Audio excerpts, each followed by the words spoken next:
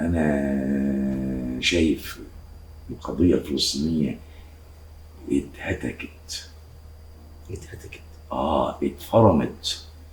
يعني لما بقول لك كانوا بيقولوا حل دولتين، النهارده بيقول لك لا، هي دوله واحده، ما فيش حاجه اسمها دوله فلسطين. طب مش يمكن بعد رئاسه ترامب الفتره الجديده يغير الموازين دي؟ يا شايف إيه؟ صديقي يا صديقي، كنا زمان يعني على ايام محمد الضره والحاجات دي، كان المصريين يقولوا ايه؟ يا سلام لو بيجن يمشي ايوه. تتحل. المجرم اللي اسمه بيجن، لو اسمه ايه ده، شارون يمشي، لو نتنياهو يمشي. مين دول؟ مش زينا. هناك اللي بيمسك المركز الحركه الصهيونيه زي ده رئيس وزراء، ده مدير